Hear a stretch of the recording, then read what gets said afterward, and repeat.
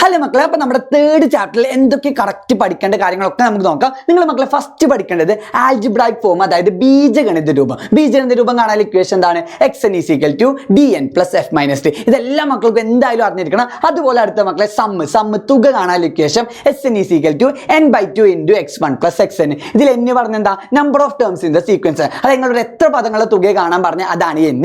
x1 എന്ന് പറഞ്ഞ first term ആദ്യ പദം, xn പറഞ്ഞ ലാസ്റ്റ് ടേം അവസാന പദം എന്ന് വരും. അടുത്തത് general form of xn.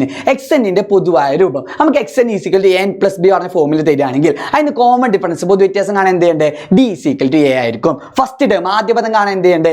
a + b ചെയ്താൽ മതി. അതേപോലെ നമുക്ക് സമ്മിന്റെ ജനറൽ ഫോം ഉണ്ട്. ജനറൽ ഫോം ഓഫ് xnന്റെ പൊതുവായ രൂപം നമുക്ക് pn² + qn ഫോമിൽ തരികയാണെങ്കിൽ കോമൺ ഡിഫറൻസ് കാണാൻ നമ്മൾ 2p ചെയ്താൽ മതി. അതായത് 2 × p. ഫസ്റ്റ് ടേം ആദ്യ പദം കാണാൻ എന്ത് ചെയ്താൽ മതി? p + 2 ചെയ്താൽ മതി. അതേപോലെ നമുക്ക് നാച്ചുറൽ നമ്പേഴ്സിന്റെ സമ്മ് കാണാനുള്ള ഒരു ഇക്വേഷൻ ഉണ്ട്. എണ്ണൽ സംഖ്യയുടെ തുക കാണാനുള്ള ഇക്വേഷൻ എന്താണ്? n × n + 1/2.